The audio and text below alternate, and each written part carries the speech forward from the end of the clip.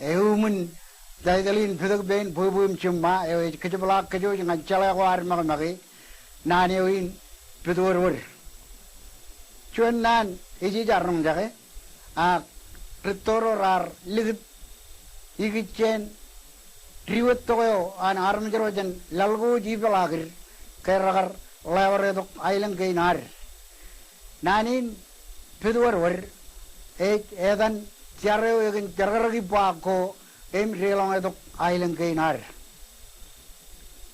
Melaleo, Igiche Nanin, Rividur word, Eng you, Unin Ankar, Ritoro Ligit, Edan Jarin, Ilopaco, Rividur word, Kengaraj Bito, Chan War and War, Ilo Air Chararkan Paco Air, Karagi Kojo, Ramarong Lo, Chabro Island, Ilo Pachurigin, Akibalak Lalin, Ekran Ritoro of Chalaro Air.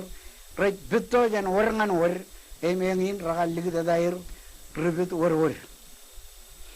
Ragan Chaparvagaro, Ayakair and Bar Rivit War. Chabro Richard, Rogal Lauro Chicken, can other at Irene.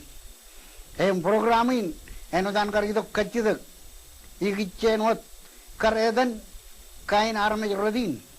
Away, Ali Eganan Kimili Gum, Pue. Engin age Malay Nanin Pidur, Pito, Chen, or Nan or, Ilo Kamalegi Anodin, never but Jarajan Awai, Red Elo Cambojem, Ilo Chadem, Chidam Chun Buggy, Ilo Pelagan Island Gain, never Pugian Chula, Ilo Island and Ligate, Karakojo, Puran Pito and Awai, Tongan Ijor Manakin, Katabalo. Away, Unin Air can fire than. Charo Rividor, Kenage, Ilo Charquaredo, Eka, Irgan, Kajarban Nanin Ba, Pito and Pugging and Puggy. Pilo Air, what a Kirar, a know the which Pito, Chenchuan chicken, long and Virtuan chicken. Hemegin, Ragal Ligit, Edan Charo, Rividor, Pito and Warren and War.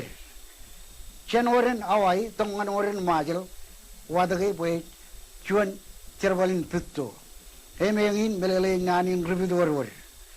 Everan program in Kajadirik, Pue Roraja Ronjaga in Melele, Kinanin Jabrodi and Iwalo, Ewe and Chubruer Kia, Emelang and Melela or Chang, Chubruer Kagi Kitchen, Pito and Warang and War, Poison of Naya and Charo Rividur, Ewe Domak, and Alele Barchuan Katan, Pue Alele Lukun Yomejal, Im Kimlele Changodan Marong.